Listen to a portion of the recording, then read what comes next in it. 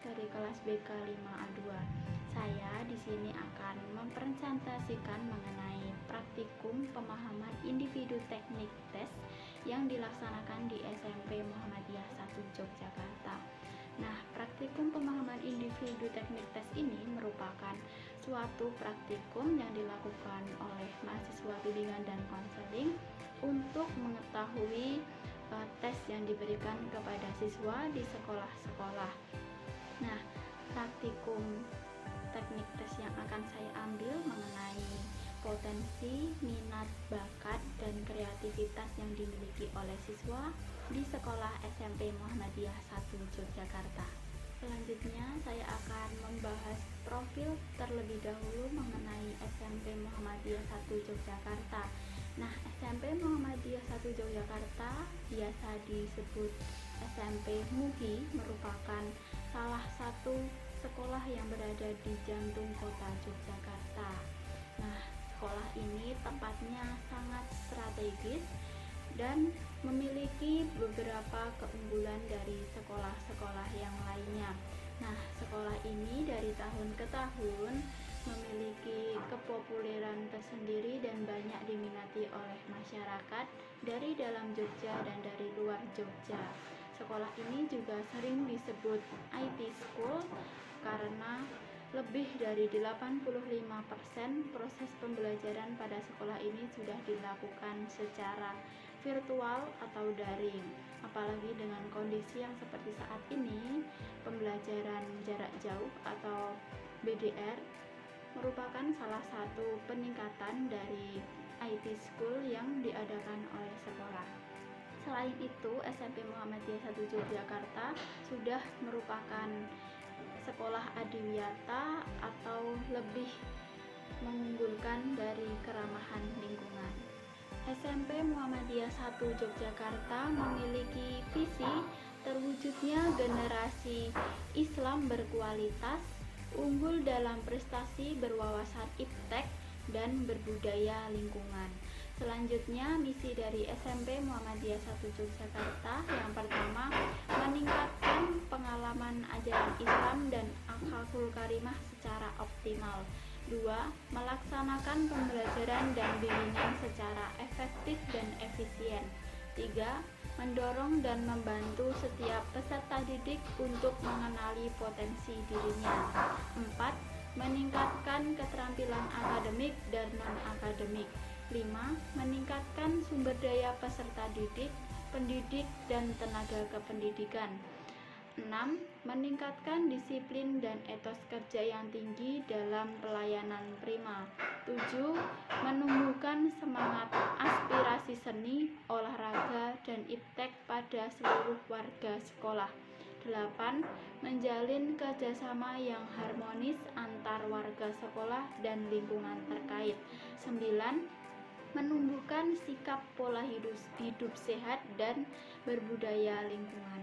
Sekolah ini bernama SMP Muhammadiyah 1 Yogyakarta, memiliki nomor statistik sekolah 20204605017. Sekolah ini didirikan pada tanggal 15 Juni 1935 dan bidang usaha atau lama pembelajaran di sini merupakan jasa pendidikan selama 3 tahun yang dikepala sekolahi oleh Bapak Susanto, Sarjana Pendidikan, Magister Pendidikan. Sekolah ini terletak pada Dusun Purwo Diningratan, RT 47, RW 10, Kelurahan Ngampilan, Kota Yogyakarta, Provinsi Daerah Istimewa Yogyakarta, dengan memiliki kode pos 55261, alamat email smpmuh1-zog.sch.id, dengan website smpmuh1zog@gmail.com. Selanjutnya, struktur organisasi SMP Muhammadiyah 1 Yogyakarta. Yang pertama, Kepala Sekolah Susanto SPD MPD. Kedua, Kepala Tata Usaha DRS Bambang Suryono. 3. Wakaur Kurikulum Yunita Sari SPD. 4. Wakaur Kesiswaan Agus Rifai SPD. 5. Wakaur Sapras DRS Parjimin. 6. Wakaur Humas Suratinem SPD. 7. Wakaur Keagamaan Arif Afghani SPD. 8. Kepala Perpustakaan Nani Dewi Haryani SPDI MSI. 9. Koordinator UKS DRA Sri Rahayu. 10. Koordinator Laboratorium IPA Derjirto SPD. 11. Teknisi Komputer Komarudin ST. 12. Wali kelas. Selanjutnya peraturan dan tata tertib SMP Muhammadiyah 1 Yogyakarta. Yang pertama ada bab 1 mengenai ketentuan umum. Nah, pada ketentuan umum ini terdapat 10 pasal di dalamnya. Yang pertama ada pasal 1, ini mengatur mengenai pakaian sekolah. Nah, di dalam pakaian sekolah ini akan diatur mulai dari pakaian di keseharian baik untuk siswa perempuan ataupun siswa laki-laki. Selanjutnya ada pasal 2. Pasal 2 mengatur mengenai rambut, kuku, tato, dan make up. Nah, di sini akan diatur beberapa peraturan yang telah ditentukan oleh sekolah mengenai potongan rambut untuk siswa laki-laki, terkait kuku atau penggunaan tato dan make up untuk siswi perempuan. Selanjutnya pada pasal 3 ini mengatur mengenai masuk dan pulang sekolah. Nah, di sini nanti akan ditentukan untuk siswa kelas 7, 8, 9. Nah, itu masuknya jam berapa, pulangnya jam berapa, baik pada pembelajaran langsung atau pembelajaran jarak jauh. Selanjutnya ada pasal 4 mengenai kebersihan, kedisiplinan, dan ketertiban. Nah, di sini akan diatur mengenai kebersihan baik dari lingkungan sekolah ataupun lingkungan kelas yang digunakan oleh siswa. Di sini juga ada kedisiplinan dan ketertiban yang harus dipatuhi oleh setiap siswa ataupun siswi selama berada di lingkungan sekolah. Selanjutnya yang kelima ada sopan santun pergaulan. Nah, dalam pasal ini dijelaskan mengenai bagaimana sih cara kita menghargai dengan satu orang ke orang yang lainnya, baik yang lebih tua ataupun yang lebih muda. Terus pada pasal 6 mengatur mengenai upacara bendera dan peringatan hari-hari besar. Nah, di sini tertuliskan mengenai kegiatan kira-kira selama 1 semester akan ada upacara apa aja nih, akan memperingati hari besar apa aja nih. Nah, di situ nanti diatur ketentuannya. Selanjutnya ada pasal 7 kegiatan keagamaan. Nah, di sini nanti akan diatur mengenai kegiatan keagamaan yang sering dilakukan pada sekolah ini. Selanjutnya pasal 8 larangan-larangan. Nah, ini tentunya larangan yang tidak boleh dilakukan baik siswa atau siswi pada sekolah SMP Muhammadiyah 1 Yogyakarta. Selanjutnya yang ke-9 ada penghargaan bagi peserta didik berprestasi. Nah, siswa yang berprestasi juga diatur di dalam sini ya. Nanti baik siswa yang akan memperoleh reward dari sekolah ataupun siswa yang dapat menyalurkan prestasinya ke sesuai dengan bidangnya masing-masing. Selanjutnya ada pasal 10 mengenai penjelasan tambahan. Nah, di pasal ini akan dikaji ulang kembali mengenai beberapa peraturan yang memang memungkinkan untuk dikaji kembali. Selanjutnya pada bab 2 ini membahas mengenai prosedur penanganan pelanggaran dan sanksi. Nah, dalam hal ini peserta didik yang melakukan pelanggaran akan memperoleh beberapa sanksi atau ketentuan dari sekolah dengan sebagai berikut. Yang pertama, sanksi poin atau pemberian poin. Yang kedua, teguran baik dari guru, sekolah, ataupun yayasan. Selanjutnya yang ketiga ada penugasan khusus. Nah, ini jika seorang siswa melakukan kesalahan bisa juga untuk mengembangkan prestasi akademik maka diberikan tugas tertentu. Selanjutnya yang keempat, panggilan orang tua. Terus selanjutnya yang terakhir, skorsing. Jika memang sudah tidak bisa ditangani dengan beberapa prosedur sanksi di atas, maka siswa akan diskorsing atau yang paling parah bisa dikeluarkan dari sekolah. Selanjutnya pada bab 3 itu membahas mengenai lain-lain. Nah, dalam lain-lain ini akan mengkaji kembali beberapa peraturan atau beberapa tata tertib dari sekolah yang memang perlu ditegaskan kembali. Selanjutnya, kondisi fisik dari SMP Muhammadiyah 1 Yogyakarta.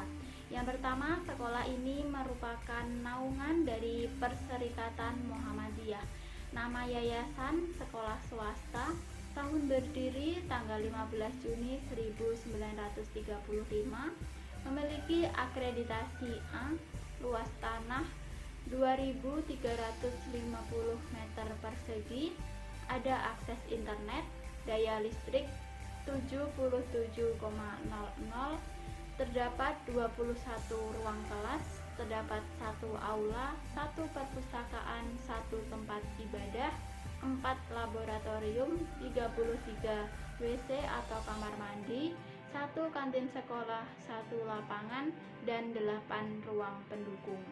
Selanjutnya, kondisi non-fisik dari SMP Muhammadiyah 1 Yogyakarta. Yang pertama ada jumlah peserta didik. Pada kelas 7 terdapat 92 siswa laki-laki, 88 siswa perempuan. Selanjutnya pada kelas 8 terdapat 134 siswa laki-laki dan 100 siswa perempuan. Selanjutnya pada kelas 9 terdapat 110 siswa laki-laki dan 106 siswa perempuan. Jadi pada jumlah peserta didik pada jumlah keseluruhan siswa terdapat 630 siswa. Selanjutnya ada jumlah guru dan karyawan. Yang pertama, kepala sekolah 1, yang kedua guru, terdapat 22 guru laki-laki, 17 guru perempuan. Terdapat 14 karyawan laki-laki dan 2 karyawan perempuan. Jadi jumlah guru dan karyawan keseluruhan ada 56.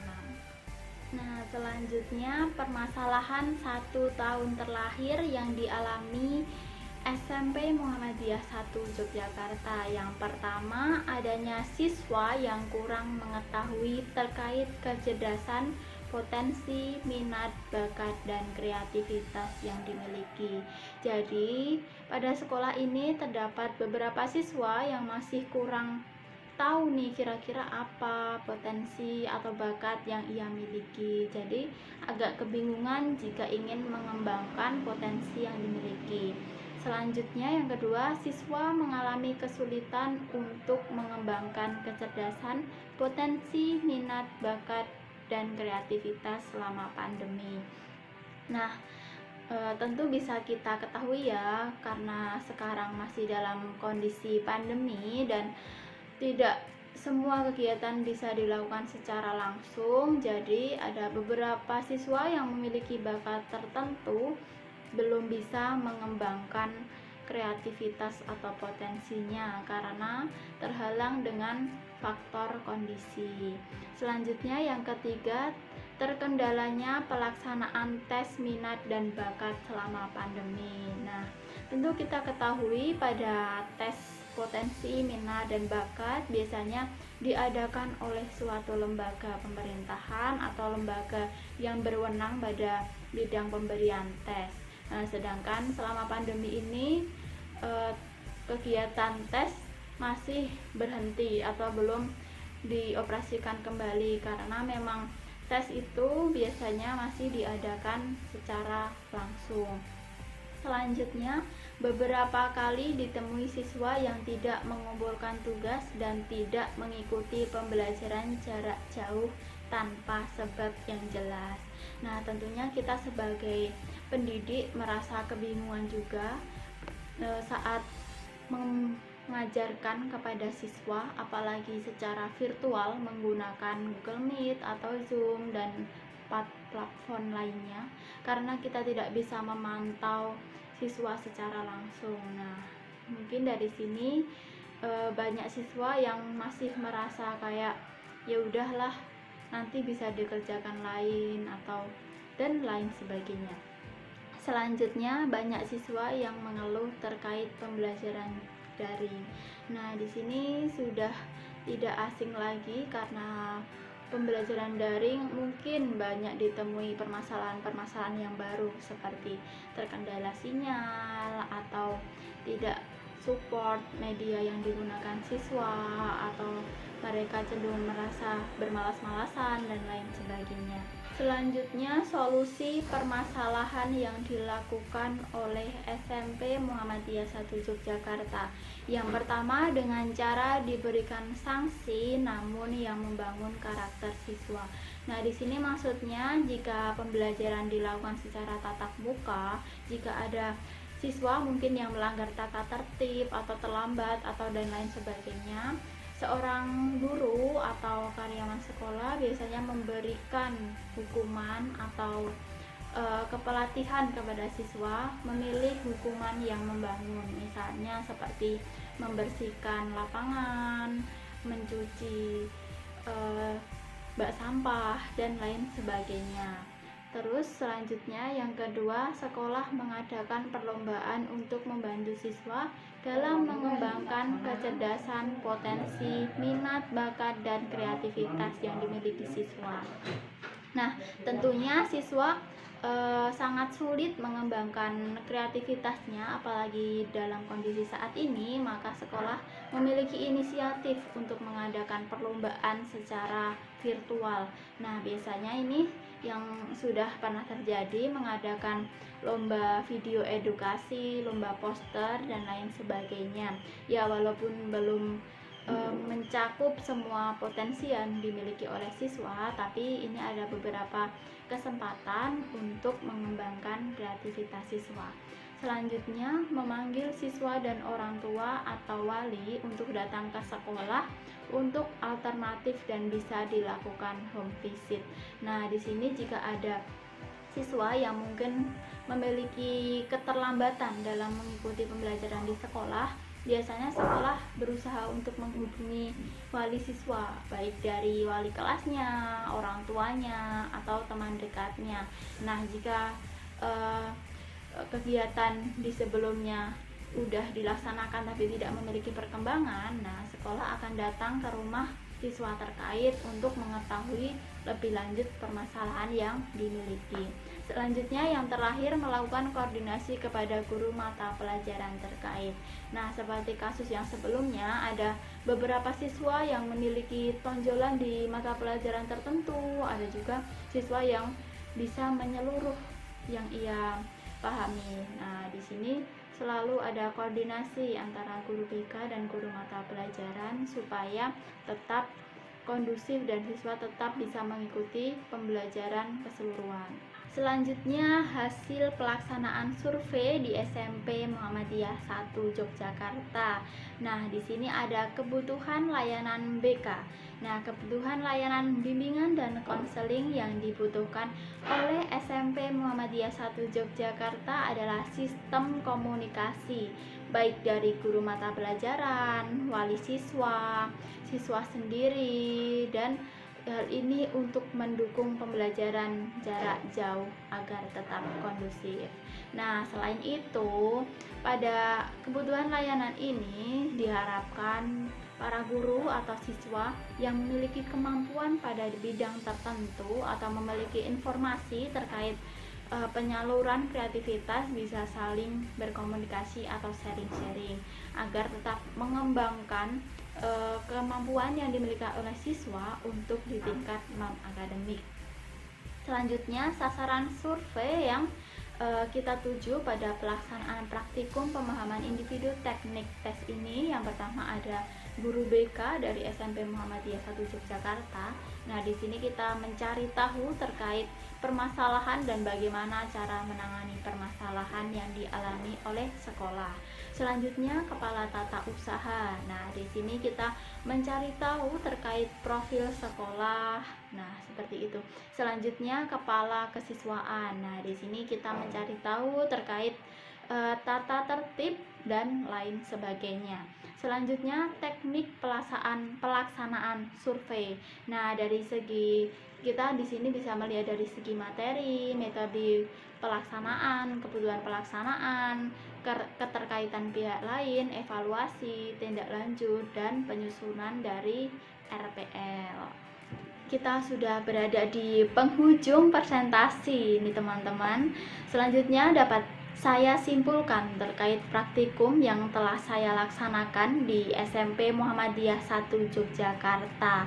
Nah, di sini ternyata di SMP Muhammadiyah 1 Yogyakarta memiliki beberapa permasalahan terkait siswanya.